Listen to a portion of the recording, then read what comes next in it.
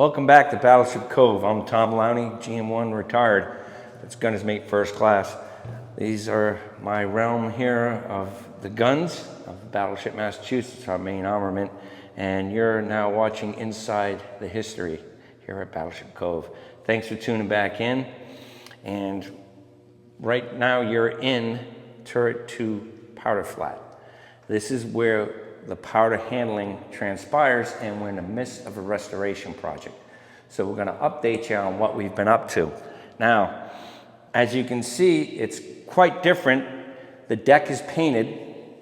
We have given it its first coat, and we won't give it its final second coat until we finish the work, because the work has to progress to a certain point, and the last thing that we do is the final coat. So that way we can put back down the brass treads and the adhesive treads that you see.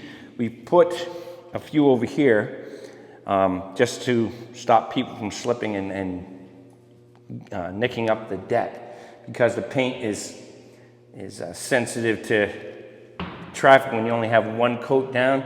So as you see and you walk around, you'll notice that there's missing paint already in spots. That's because that's traffic. We're working here. We're painting our powder passing scuttles back to what they originally were, cleaning up the brass, setting them up. We're not operating them, because that would require complete disassembly and cleaning, an in-depth cleaning. We're not ready for that yet. We may do that in the future, but it's good not to have that, because if somebody was to operate these wrong, this will take your fingers off. There's some weight in there to move this thing. So we keep the handles here and set and locked so the canisters can't move. The powder passing scuttle is set up with a audible telegraph. The bell's not working right now, but that's something we can do later. We can disassemble it, get the bells working, and it was made in Massachusetts. So that's a neat little thing that we found out. But you'll find stuff made all over the place for different systems. The train gearbox up in the upper turret was made in Minnesota, Duluth, Minnesota. I found that interesting. And you find the builder's plaque stuffed in a real odd place, but it tells you how wide an industry and where we draw in. Parts of this battleship were made all over the country, but it's nice to see something from Massachusetts that was made, and that's standard for all the battleships for powder passing telegraph. It tells you when to pass, when not to pass, because there's two layers here for the powder to come through. There's a scuttle going into the magazine, to the annular, and the annular here to the powder flat. So to continue on with restoration efforts here, the red symbol indicates which way the ignition pad on the powder bag is going to be. And this is where it sits on this side, so they can take it out and you can move the traffic and put it into the can without the tray, without having a hassle, because your powder bags have a red pad on them. So if you come over here and take a look, they're not painted up right. We got to clean these up and set them up. They've been down here for 50 years, and it's about time we get ready to clean them and repaint them, because it's a canvas. It's not a silk. Okay, the poly wraps that go around these and the modern 16-inch bags are not there, because they wouldn't be there in World War II. But the ignition pad is, and it has to go against here. So we still have to put on the red circles, because in the other turrets we found that there was a red circle here to tell the seamen who were working, because they are deck seamen from 1st Division, the bosun mates who augmented the gunner's mates down here. They would provide the manpower of 30 people in here to move the powder from there to here. It looks simple right now, but when this turret's moving, you have to move around to it. So again, a little bit of restoration, originality goes back in, clean it up. We're slowly getting there. Our officer candidates from the Navy School in Newport, who are eventually going to the Naval Academy, they come down, they help out. We're getting this all polished up. It's taking a lot of work until we fully seal these up, so we won't have to polish them again.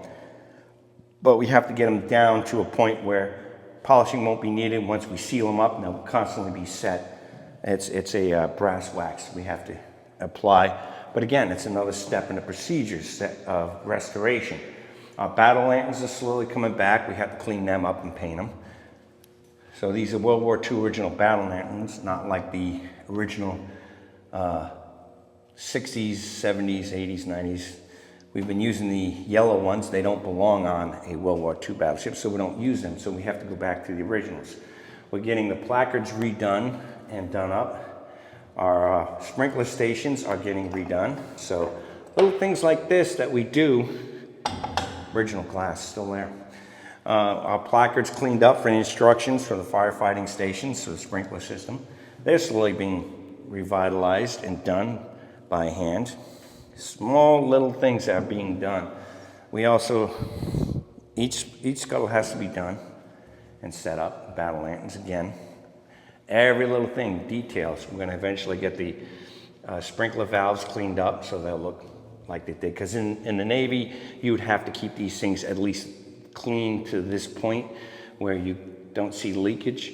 So they would normally not be painted. But again, it's a massive project that's going to take time. Our placards have been cleaned up for operation, so that way they look authentically correct.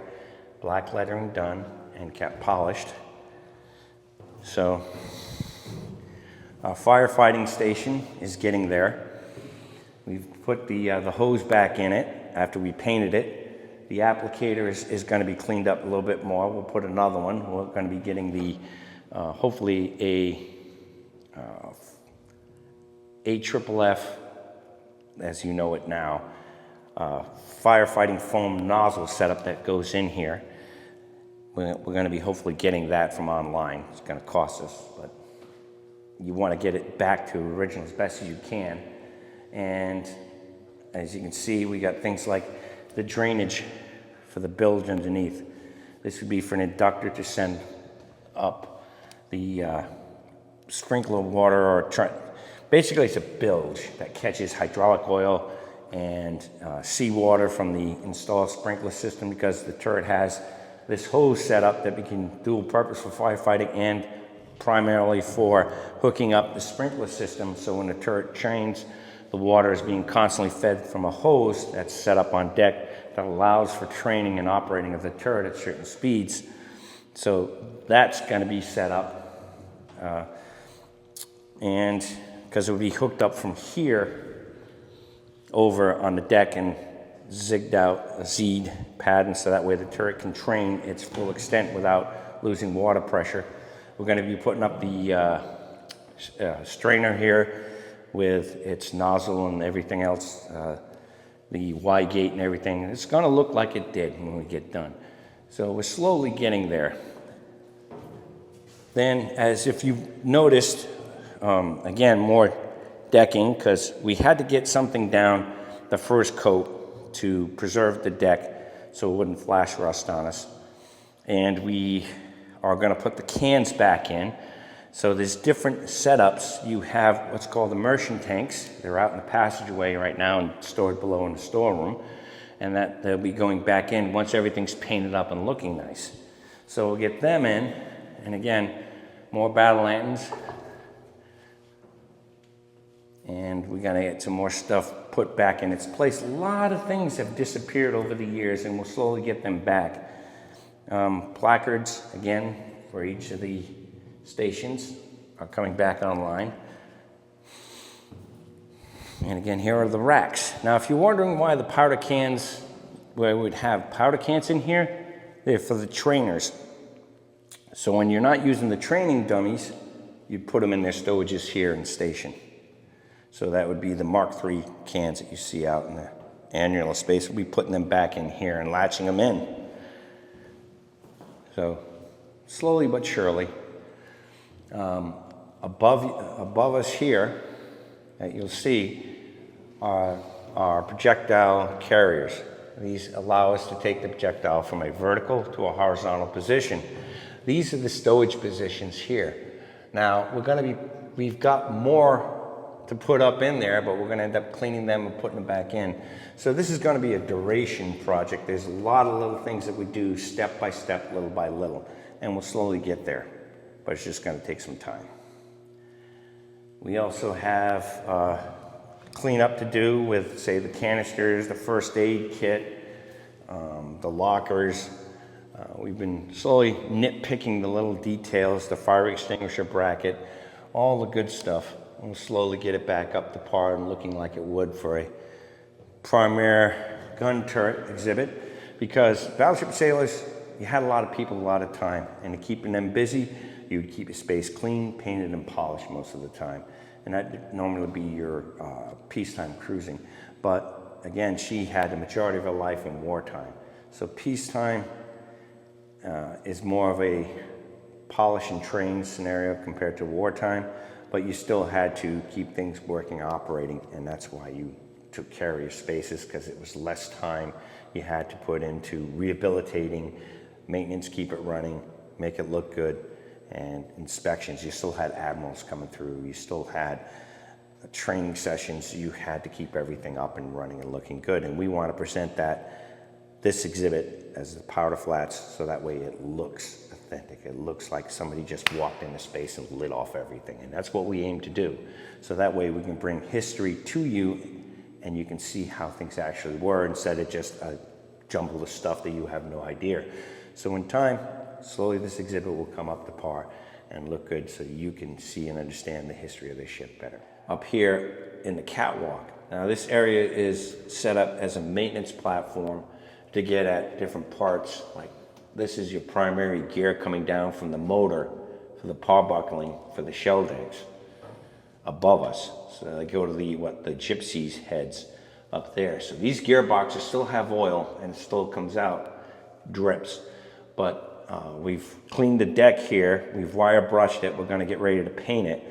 So we try to get everything done up here we can, so that you can see up in here from the mezzanine deck. Now the mezzanine deck over here is shell storage extra, because turret 2 superimposes over turret 1 to save room and space, and elevated so we can train port and starboard together as part of the broadside effort of a battleship. So that deck was extra space was used down here for extra shell stowage in the mezzanine deck, and it also provides for a maintenance platform so you could reach the primary gearbox for the gypsy heads. And as well as the column up here, you can see that has to be repainted. The platforms below us over here, we've got this one painted over here on port side. Starboard side has to still be done. We're returning it back to its original color, what it was. Problem with why we're going to the deck gray in here is that when the ships were in mothball, red terracotta was used as a general paint to secure and cover decks, so that way to prevent rusting while in mothballs. The actual gray was found while we were restoring the deck and stripping it. We found that it originally was deck gray. So we've restored the deck gray there. Here, we'll do it up here as well, and we'll be working on other parts of the turret. But here's a nice view that you can get of the lower decks, that you can see the powder handling from a different perspective. The other turrets, you wouldn't have this problem because the decks would be low. You don't have the extra deck on turret 1 and turret 3. So this is kind of a unique perspective that you can see. Okay, as we're going through, we're also showing you a few things that are going to be highlighted. The kick plate's going to be painted, and then the non-skid strips. So after the second coat gets down, then we can put more of these non-skid strips, because they were periodicity, believe it or not. They did have these back in the 40s, and we'll put these at the hatches and in the tread around, so that way it supplement the brass strips in here, because the brass strips were inside the circle, and on the outside you didn't have them, because in here is where your powder would be mainly, and didn't have them on the outside because they drilled through the decks here, put the brass strips, because underneath is a bilge that requires, it's a 2.5-foot bilge to catch overflow or seawater from sprinkler systems that they leak or that they used, and then they use the inductor system to take it out, so you can drill and put those in. Outside here, now you have an airtight space with hatches, so you don't want to be drilling holes in it, so you would put the non-skid strips on this side, then you have your brass strips on the inside here, because you can remove them, clean them, put them back. And that's done for the purposes of the black powder, the nitrocellulite grains. If they leak, if they get crushed, they're not spark producing items. That's why sailors also had their boots on board. We have a cobbler shop back aft, and we'll show you that later. And the cobbler shop was made to repair boots because you had to use brass nails in the ships. People who worked aboard, because you didn't want spark producing nails in boots for the people on board, because you also have engineering spaces, oil spaces, combustible material that you didn't want sparks to be generated, so brass nails for your boots. All the little details in life as a sailor aboard a battleship. So stay tuned, we'll get back to you and show you more as we get through. This is a good waypoint, we're about halfway through, you could say. So thanks for tuning in. Remember, like, share, and subscribe. We work so that way you can see your history, and we have all that on account of people donating time, money, and effort, and materials. So we count on that. That's why we ask you to give us a hand when you can. So look to the links, see where you can help and where you can, and if we hope to see you in the future down here. Take care. I'm Tom Lowney, retired gunner's mate, bringing history back to you here on Battleship Cove. We'll see you next time. Thank you.